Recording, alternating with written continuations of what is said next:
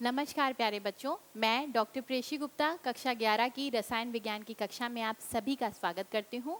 बच्चों, आज हम रसायन विज्ञान भाग 2 के अध्याय 8 अपचयोपचय अभिक्रियाएं नामक पाठ का अध्ययन करेंगे। अपचयोपचय अभिक्रियाओं को हम रिडॉक्स अभिक्रियाएं भी कहते हैं। ठीक है, कक्षा आरंभ होने से पहले मैं आपको बता दूं कि आज का यह व्याख्यान इस अध्याय का चौथा व्याख्यान है और इससे पहले वाले व्याख्यान में हमने कुछ विशिष्ट यौगिकों में तत्वों की ऑक्सीकरण संख्या निकालना सीखा था। हमने ऑक्सीकरण संख्या की सहायता से रिडॉक्स अभिक्रियाओं की व्याख्या करना सीखा था और हमने यह भी जाना था कि स्टॉक संकेतन क्या होता है। तो चलिए शुरू करते हैं आज का व्याख्यान और देखते हैं कि आज के इस व्याख्यान के चर्चा के मुख्य बिंदु क्या हैं। तो बच्चों, आज हम विभिन्न प्रकार की रिडॉक्स अभिक्रियाओं का अध्ययन करेंगे। रिडॉक्स अभिक्रियाएं मुख्यतः 4 प्रकार की होती हैं। योग अभिक्रियाएं अर्थात एडिशन रिएक्शन, दूसरी है अपघटन अभिक्रियाएं अर्थात डिकम्पोजिशन रिएक्शन, तीसरी है विस्थापन अभिक्रियाएं अर्थात डिस्प्लेसमेंट रिएक्शंस और चौथी है असमानुपातन अभिक्रियाएं अर्थात डिस्प्रपोर्शनेशन रिएक्शन। ठीक है, तो चलिए शुरू करते हैं हम योग अभिक्रियाओं से और जानते हैं क्या होती हैं योग अभिक्रियाएं। तो बच्चों, अगर कोई अभिकारक A किसी अभिकारक B के साथ अभिक्रिया करता है और कोई नया उत्पाद C बनाता है तो इस तरह की अभिक्रियाओं को हम योग अभिक्रिया कहते हैं। ठीक, अब इस योग अभिक्रिया को रिडॉक्स अभिक्रिया होने के लिए A या B में से किसी एक को या दोनों को ही तत्व रूप में होना चाहिए अर्थात एलिमेंटल स्टेट में होना चाहिए। ठीक है, इसे एक एग्जाम्पल के माध्यम से समझते हैं कि जब कार्बन अभिक्रिया करता है ऑक्सीजन से तो क्या बनता है बच्चों? कार्बन डाइऑक्साइड बनता है। यहाँ कार्बन और ऑक्सीजन क्योंकि फ्री स्टेट में है तो इनकी ऑक्सीकरण संख्या 0 होगी। कार्बन डाइऑक्साइड में बच्चों ऑक्सीजन की -2, कार्बन की हम निकाल लेते हैं। जिस तत्व की हमें ऑक्सीकरण संख्या निकालनी होती है उसकी हम x मान लेते हैं, हमने पढ़ा है बच्चों। और 2 ऑक्सीजन है तो 2, ऑक्सीजन की -2, कार्बन डाइऑक्साइड एक उदासीन यौगिक है तो 0। x बराबर कितना आ गया? +4 आ गया। यहाँ हम कार्बन की ऑक्सीकरण संख्या +4 लिख लेते हैं, इसको मिटा देते हैं। ठीक, कार्बन की ऑक्सीडेशन नंबर में बच्चों क्या हो रही है? वृद्धि हो रही है, यानी यहाँ कार्बन का क्या हो रहा है? ऑक्सीडेशन हो रहा है। ठीक, जबकि ऑक्सीजन की ऑक्सीडेशन नंबर में क्या हो रही है? कमी हो रही है। तो ऑक्सीजन का क्या हो रहा है? रिडक्शन हो रहा है, यानी अपचयन हो रहा है। ठीक, और क्योंकि कार्बन जिम्मेदार है ऑक्सीजन की संख्या को, ऑक्सीडेशन संख्या को रिड्यूस करने में यानी कम करने में, तो कार्बन यहाँ पे क्या है? रिडक्टेंट है, यानी रिड्यूसिंग एजेंट है ना। हमने पिछले व्याख्यान में ये बात पढ़ी। और ऑक्सीजन रिस्पॉन्सिबल है कार्बन की ऑक्सीडेशन नंबर को बढ़ाने में, तो यहाँ पे ऑक्सीजन क्या है? ऑक्सीडेंट है। तो यहाँ योग तो हो ही रहा है, साथ ही साथ ऑक्सीडेशन और रिडक्शन भी हो रहा है, तो ये एक योग रिडॉक्स अभिक्रिया है। इसका मतलब सारी कंबस्जन रिएक्शन, जितनी भी दहन अभिक्रियाएं होती हैं जिनमें ऑक्सीजन अभिक्रिया करती है किसी तत्व से या किसी यौगिक से, वे अभिक्रियाएं क्या कहलाती हैं बच्चों? योग रिडॉक्स अभिक्रियाएं कहलाती हैं।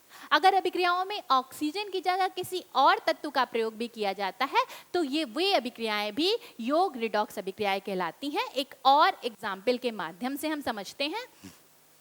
तो देखिए यहाँ पे मैग्नीशियम और नाइट्रोजन आपस में अभिक्रिया करके मैग्नीशियम नाइट्राइड बना रहे हैं। मैग्नीशियम और नाइट्रोजन दोनों ही मुक्त अवस्था में है तो इनकी ऑक्सीकरण संख्या 0 होगी।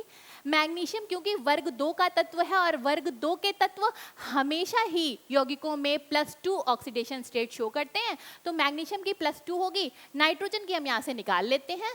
मैग्नीशियम 3 है, +2 और प्लस नाइट्रोजन कितने हैं? 2। नाइट्रोजन की हमें निकालनी है, मैक्स मान लेंगे बराबर 0। +6 + 2x बराबर 0, x बराबर कितना आ जाएगा? -3। ठीक, तो यहाँ पे देखिए नाइट्रोजन की ऑक्सीडेशन नंबर में कमी हो रही है, 0 से -3 जा रहा है, तो नाइट्रोजन का क्या हो रहा है? रिडक्शन हो रहा है। जबकि मैग्नीशियम की ऑक्सीडेशन नंबर में वृद्धि हो रही है, 0 से +2 हो रही है। ठीक है, तो यानी कि ऑक्सीडेशन नंबर बढ़ रही है, तो मैग्नीशियम का क्या हो रहा है? ऑक्सीडेशन हो रहा है। नाइट्रोजन रिस्पॉन्सिबल है मैग्नीशियम की ऑक्सीडेशन नंबर को बढ़ाने में, तो ये क्या है? ऑक्सीडेंट है। ठीक, और मैग्नीशियम रिस्पॉन्सिबल है नाइट्रोजन की ऑक्सीकरण संख्या को कम करने में, तो ये क्या हो जाएगा? रिडक्टेंट हो जाएगा। ठीक, ये बात क्लियर हो गई आपको। अगली हम अभिक्रिया पढ़ते हैं अपघटन अभिक्रियाएं अर्थात डिकम्पोजिशन रिएक्शन। तो डिकम्पोजिशन रिएक्शन जो होती हैं बच्चों, वो योग अभिक्रियाओं की विपरीत अभिक्रियाएं होती हैं। इनमें क्या होगा, देखिए कोई यौगिक जो होगा वो दो या दो से अधिक भागों में विखंडित होगा, ठीक है। बस इनमें एक शर्त ये होती है कि जो एक भाग कम से कम हमें ऐसा प्राप्त होना चाहिए जो तत्व रूप में होना चाहिए, ठीक। एग्जाम्पल के माध्यम से समझते हैं। जल को गर्म किया जा रहा है और जल टूट रहा है किसमें, हाइड्रोजन में और ऑक्सीजन में, ठीक। ऑक्सीजन की ऑक्सीकरण संख्या जो होगी जल में -2 और हाइड्रोजन की +1 ही होती है अधिकतर। अगर निकालना चाहें तो आप देखिए निकाल भी सकते हैं। 2x - 2 = 0, x बराबर कितना आ जाएगा, +1 आ जाएगा, ठीक है। तो इस तरीके से आप निकाल सकते हैं, ये आपने सीखा है।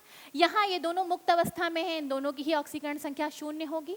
तो देखिए ऑक्सीजन की ऑक्सीकरण संख्या में क्या हो रही है, -2 से 0 हो रहा है, वृद्धि हो रही है। यानी ऑक्सीजन का क्या हो रहा है बच्चों, ऑक्सीडेशन हो रहा है ना। और हाइड्रोजन की +1 से 0 हो रही है,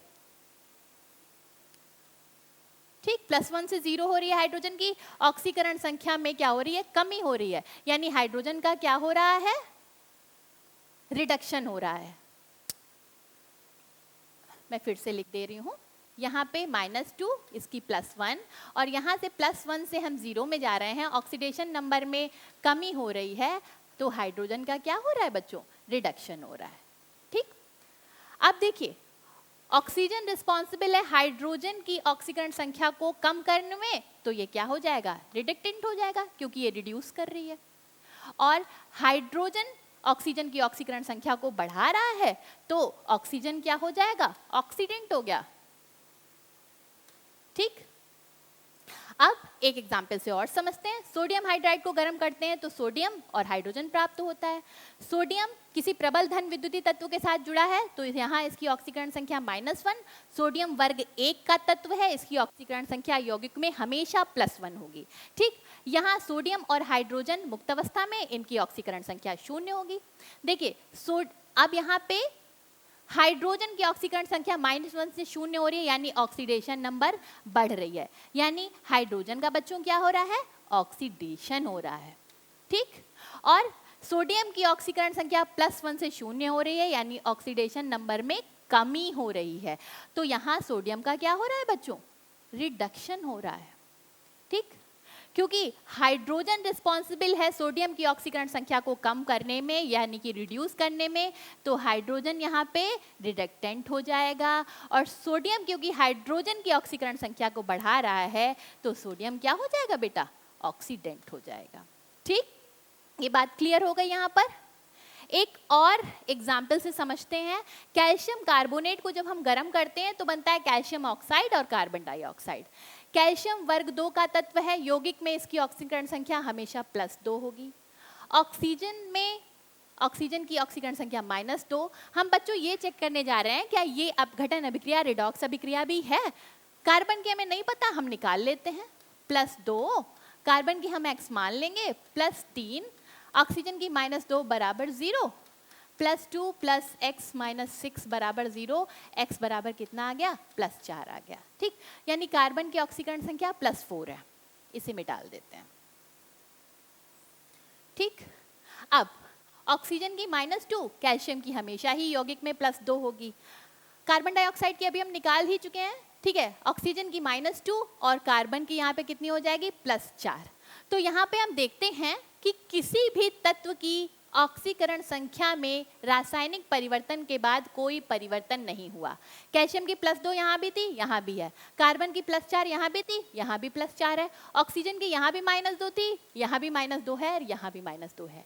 यानी कि यहाँ से हमने ये निष्कर्ष निकाला कि हर अपघटन अभिक्रिया रिडॉक्स अभिक्रिया हो ये ज़रूरी नहीं है बच्चों। तो इस बात को हम चेक ज़रूर करेंगे कि अभिक्रिया में ऑक्सीडेशन और रिडक्शन हो भी रहा है या नहीं हो रहा है ना। तो ये एक एसेंशियल कंडीशन है रिडॉक्स अभिक्रिया होने के लिए।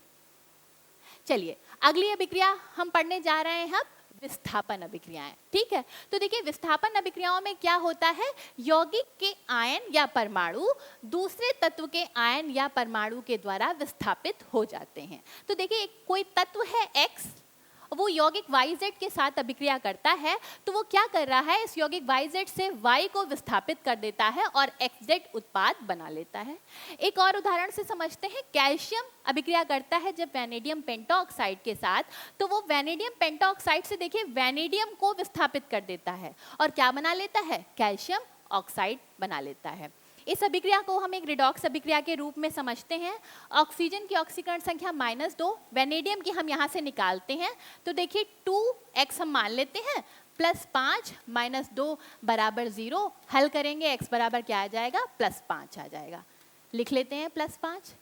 कैल्शियम मुक्त अवस्था में है 0, वैनेडियम मुक्त अवस्था में ऑक्सीकरण संख्या 0। ऑक्सीजन की -2, कैल्शियम वर्ग 2 का तत्व है, हमेशा यौगिक में ऑक्सीकरण संख्या +2 प्रदर्शित करेगा। कैल्शियम की ऑक्सीकरण संख्या में क्या हो रही है, वृद्धि हो रही है, यानी कैल्शियम क्या हो रहा है बच्चों, ऑक्सीडेशन हो रहा है, ठीक।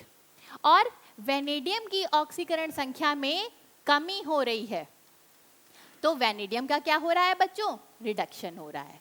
तो ये अभिक्रिया एक रिडॉक्स अभिक्रिया भी है। डिस्प्लेसमेंट तो है ही है, डिस्प्लेसमेंट रिडॉक्स रिएक्शन है। बच्चों विस्थापन अभिक्रियाएं दो प्रकार की होती हैं, एक तो धातु विस्थापन अभिक्रियाएं और दूसरी है अधातु विस्थापन अभिक्रियाएं। तो सबसे पहले हम पढ़ेंगे धातु विस्थापन अभिक्रियाएं क्या होती हैं, ठीक है।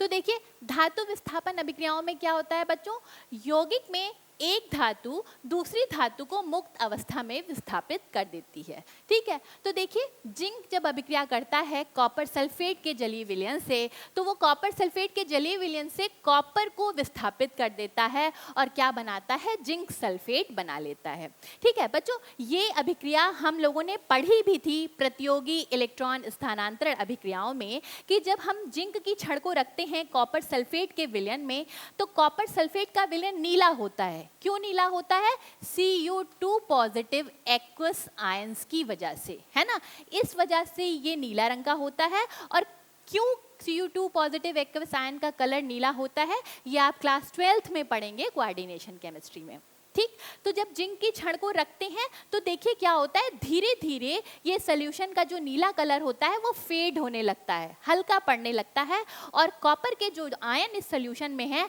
वो निक्षेपित होने लगते हैं, यानी डिपॉजिट होने लगते हैं जिंक की छड़ पर। और अंत में देखिए जब इस सोल्यूशन से सारे Cu2 पॉजिटिव आयन जो हैं वो डिपॉजिट हो जाएंगे जब जिंक की छड़ पर, तो ये सोल्यूशन कैसा होता है, कलरलेस हो जाता है।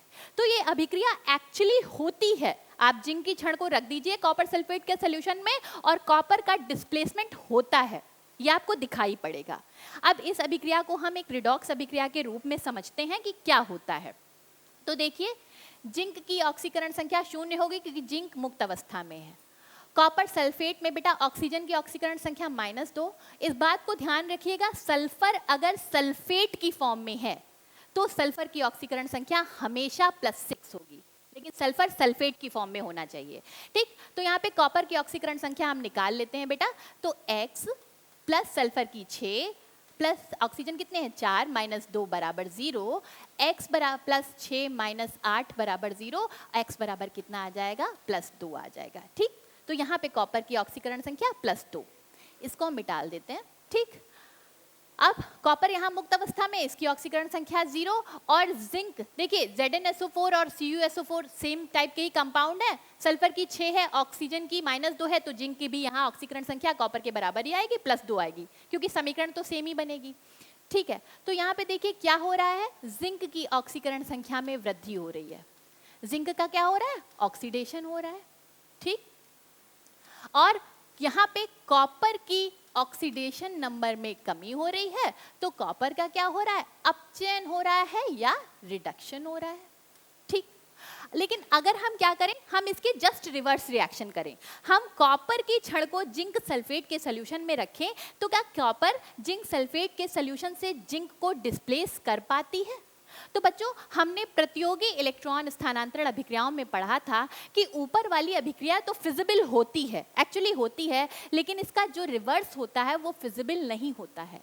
कॉपर जो है वो जिंक सल्फेट के सोल्यूशन से जिंक को डिस्प्लेस नहीं कर पाता, और इसका कारण मैंने आपको ये बताया था कि जिंक जो होता है वो अधिक सक्रिय होता है कॉपर से।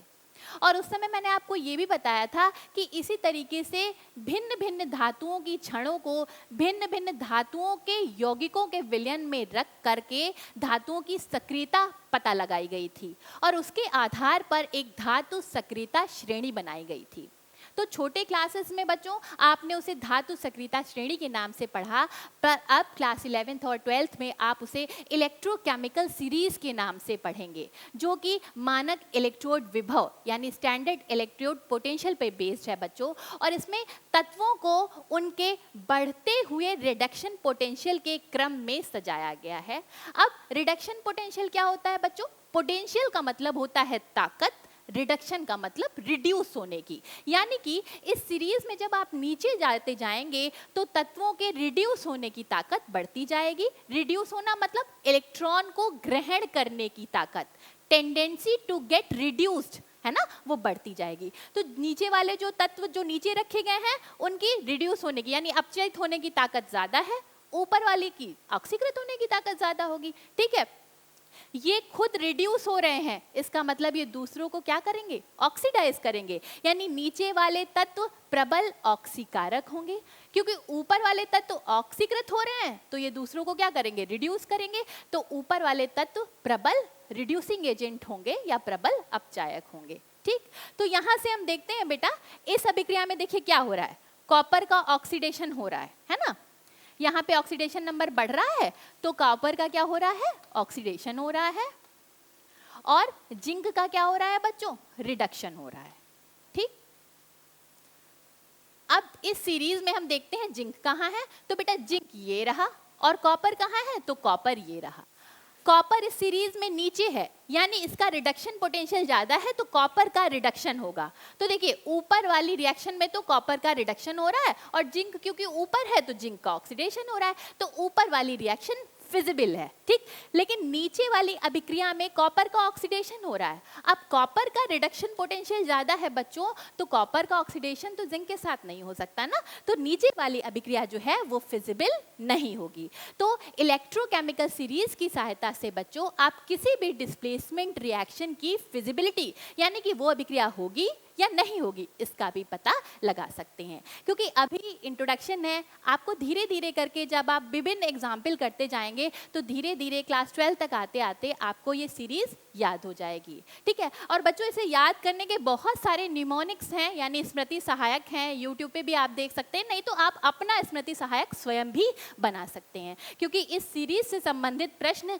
बोर्ड परीक्षा में और प्रतियोगिक परीक्षा में पूछे जाते हैं और डायरेक्ट सवाल होते हैं, आप तुरंत हल कर लेंगे उन्हें अगर आपको ये सीरीज थोड़ी बहुत भी याद रहती है, एलिमेंट की पोजीशन याद रहती है तो ये बहुत इंपॉर्टेंट है, इसको आप ध्यान में रखेंगे। ठीक, आगे देखते हैं, एक और एग्जाम्पल देखते हैं धातु विस्थापन अभिक्रिया का, और आपको ये बताना है ये रिएक्शन हो भी सकती है कि नहीं हो सकती है।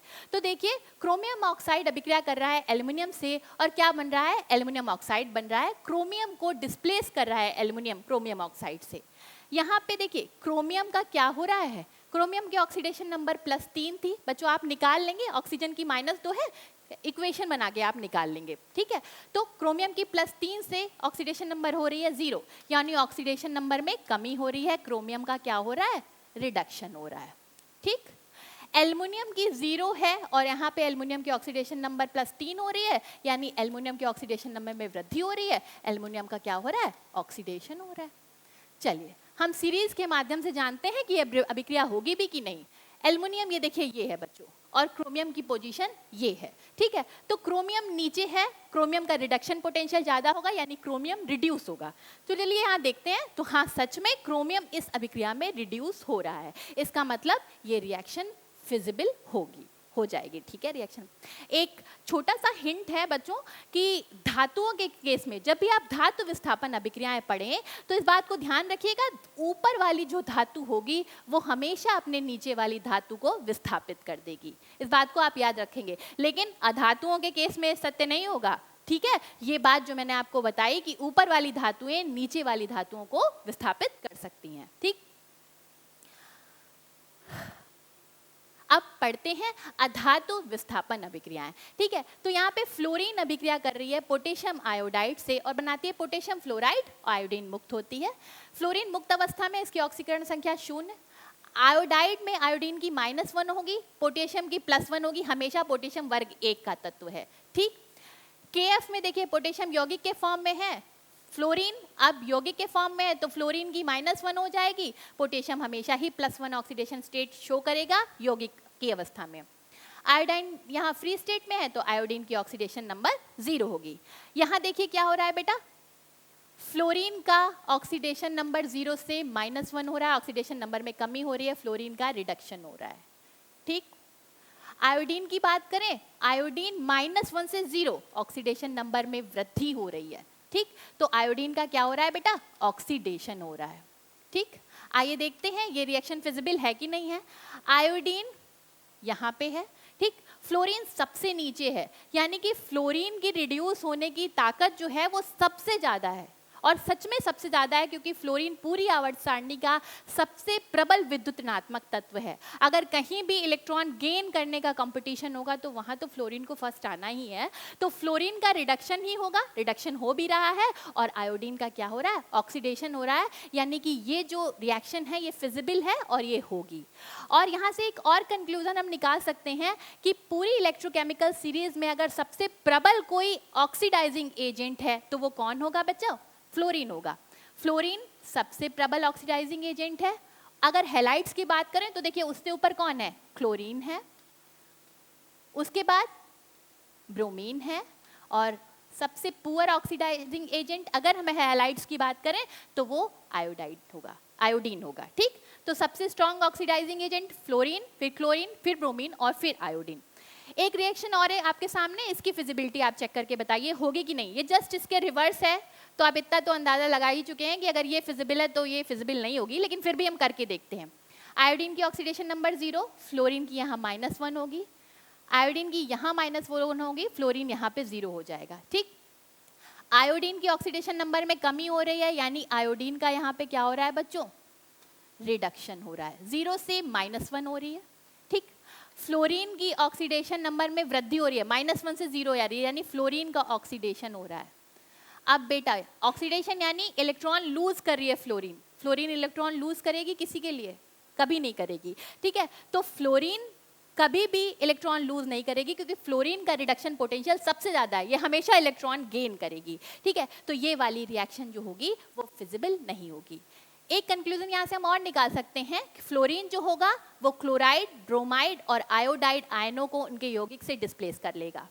क्लोरीन केवल ब्रोमाइड और आयोडाइड आयनों को उनके यौगिकों से डिस्प्लेस करेगा, ब्रोमीन केवल आयोडाइड आयन को उनके यौगिकों से डिस्प्लेस करेगा, ठीक। तो इतनी बात ये डिस्प्लेसमेंट रिएक्शन की है, और बेटा ये बहुत इंपॉर्टेंट है और बहुत सारे प्रतियोगी परीक्षाओं में आपके होम एग्जामिनेशन में भी पूछी जाती है, तो इसका ध्यान रखेंगे। आगे बात करते हैं असमानुपातन अभिक्रियाओं की। ये बहुत इंपॉर्टेंट है, बहुत इंपॉर्टेंट तरह की रिडॉक्स अभिक्रिया यानी कि डिसप्रपोर्शनेशन रिएक्शन। तो बच्चों इस तरह की अभिक्रियाओं में एक स्पेशल रिडॉक्स रिएक्शन है ये। असमानुपातन अभिक्रिया में एक ही तत्व का ऑक्सीकरण भी होता है और उसी तत्व का अपचयन भी होता है। उदाहरण के माध्यम से समझते हैं, यहाँ पे हाइड्रोजन परऑक्साइड है, हाइड्रोजन परऑक्साइड का अपघटन होता है जल में और ऑक्सीजन में। तो देखिए हाइड्रोजन परऑक्साइड में आपको पता है परऑक्साइड में ऑक्सीजन की ऑक्सीकरण संख्या -1 होती है, जल में ऑक्सीजन की ऑक्सीकरण संख्या -2 होती है, और क्योंकि ऑक्सीजन में ऑक्सीजन मुक्त अवस्था में यहाँ इसकी ऑक्सीकरण संख्या 0 होगी। तो देखिए यहाँ ऑक्सीजन -1 से 0 पे जा रही है, यानी ऑक्सीडेशन नंबर में वृद्धि हो रही है। यहाँ ऑक्सीजन का क्या हो रहा है बच्चों, ऑक्सीडेशन हो रहा है। और यहाँ पे देखिए ऑक्सीजन -1 से -2 में जा रही है, तो ऑक्सीडेशन नंबर में कमी हो रही है। यहाँ ऑक्सीजन का क्या हो रहा है, रिडक्शन हो रहा है, रिडक्शन लिख देते हैं, ठीक। तो यहाँ आपने देखा बच्चों डिसप्रपोर्शनेशन रिएक्शन में यानी असमानुपातन रिएक्शन में एक ही तत्व का ऑक्सीकरण भी हुआ, -1 से 0 पे गया है, और एक ही तत्व का उसी तत्व का अपचयन भी हुआ, यानी एक ही तत्व का ऑक्सीकरण और अपचयन दोनों हो रहा है।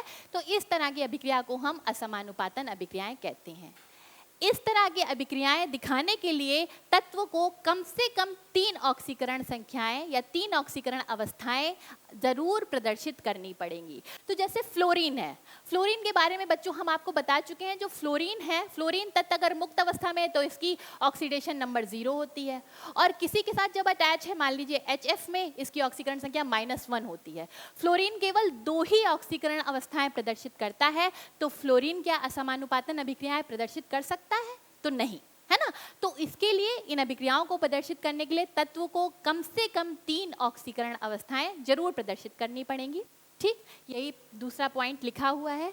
और दूसरी बात, रिएक्टेंट में यानी क्रियाशील पदार्थ में जब वो पदार्थ, वो तत्व अभिकारक के रूप में हो तो वो इंटरमीडिएट ऑक्सीडेशन स्टेट में होना चाहिए, यानी माध्यमिक ऑक्सीकरण अवस्था में होना चाहिए, क्योंकि रासायनिक परिवर्तन के बाद वो उच्चतर ऑक्सीकरण संख्या भी प्रदर्शित करता है और निम्नतर ऑक्सीकरण संख्या भी जाता है। तो मान लीजिए कि क्लोरीन है, और क्लोरीन अगर हमारा क्लोरीन अभिकारक के ही अवस्था में +7 ऑक्सीडेशन स्टेट में होगा, तो अभिक्रिया के बाद इसका ऑक्सीकरण भी होना है और अपचयन भी होना है। तो बेटा क्या क्लोरीन +7 से अधिक ऑक्सीकरण अवस्था शो कर सकता है? तो हम पढ़ चुके हैं, नहीं कर सकता है। तो इसका फर्दर ऑक्सीडेशन स्टेट में ये जा ही नहीं पाएगी, तो डिस्प्रपोर्शनेशन रिएक्शन नहीं दिखा पाएगी, यानी कि तत्व को अभिकारक की अवस्था में अपनी इंटरमीडिएट ऑक्सीडेशन स्टेट में होना चाहिए, जिससे अभिक्रिया के बाद या उच्चतर ऑक्सीकरण अभिक्रिया अवस्था में जा सके, यानी वो ऑक्सीकरण भी दिखा सके, और निम्नतर ऑक्सीडेशन स्टेट में भी जा सके, यानी अपचयन भी दिखा सके। ठीक है बच्चों, एक और एग्जाम्पल के माध्यम से समझते हैं। फास्फोरस अभिक्रिया करता है किसी क्षार से जल की उपस्थिति में। ठीक, क्या बना रहा है? फॉस्फीन बना रहा है, हाइपोफॉस्फाइड आयन बना रहा है। फास्फोरस यहाँ मुक्त अवस्था में, इसकी ऑक्सीडेशन नंबर 0 है।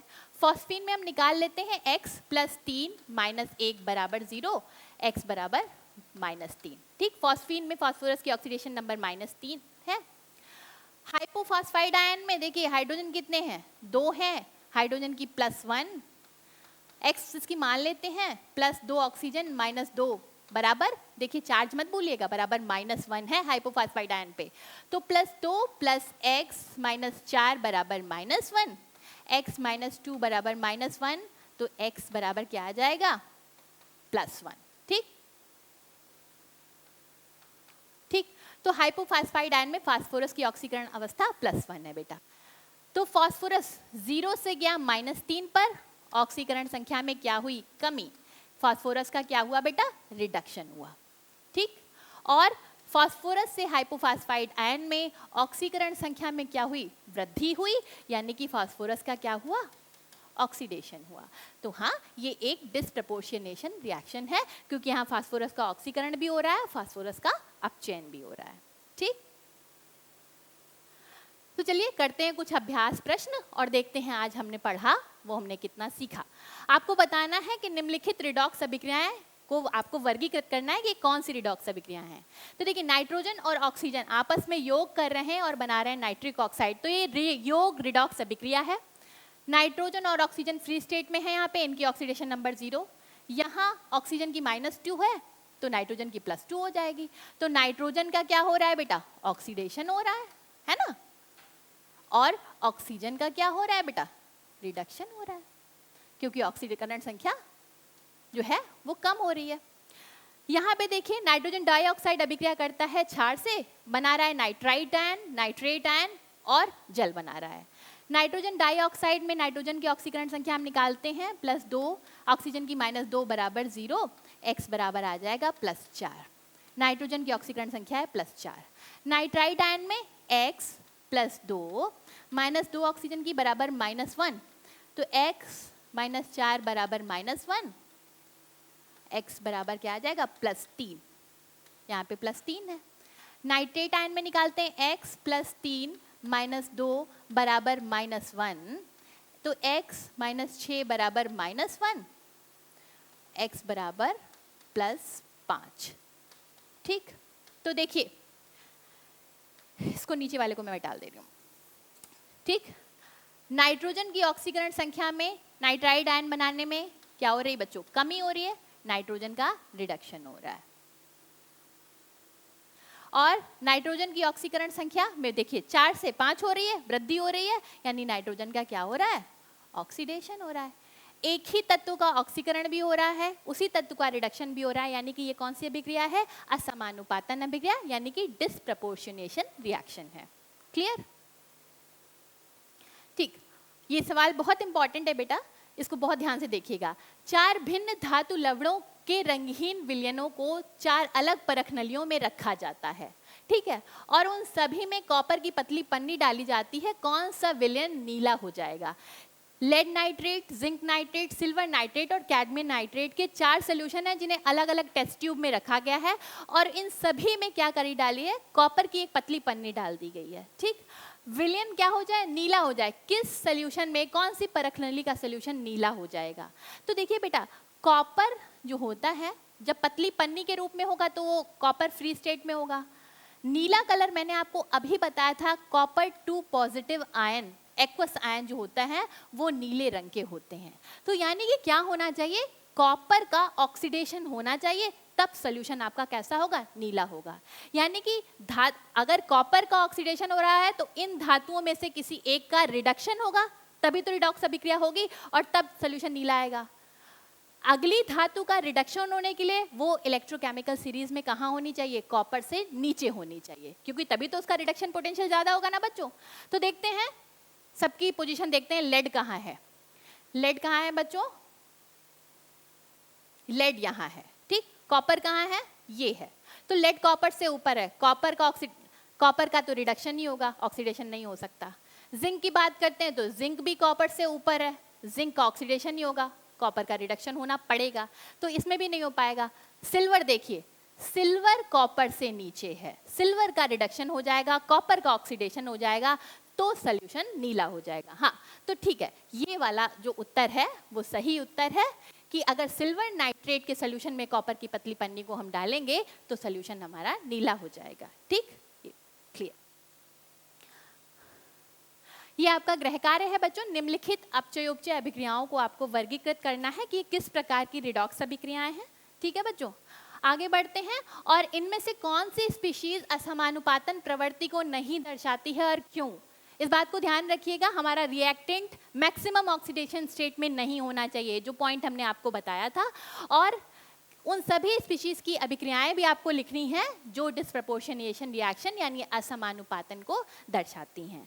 तो बच्चों, आज हमने विभिन्न प्रकार की रिडॉक्स अभिक्रियाओं का अध्ययन किया, योग अभिक्रियाएं, अपघटन अभिक्रियाएं, विस्थापन अभिक्रियाएं और असमानुपातन अभिक्रियाएं। इसके अगले वाले व्याख्यान में हम रिडॉक्स अभिक्रियाओं को संतुलित करना सीखेंगे। उसके 2 तरीके हैं, ऑक्सीकरण संख्या के द्वारा और आयन इलेक्ट्रॉन मेथड या अर्ध अभिक्रिया के द्वारा। तो मेरा आपसे अनुरोध है, आपकी जो पुस्तक है रसायन विज्ञान भाग 2 की, उसका आप थोड़ा सा स्वाध्याय करेंगे जिससे आपको अगला व्याख्यान अच्छी तरीके से समझ में आए, और आज जो मैंने पढ़ाया है उसका लिख लिख कर अभ्यास करेंगे।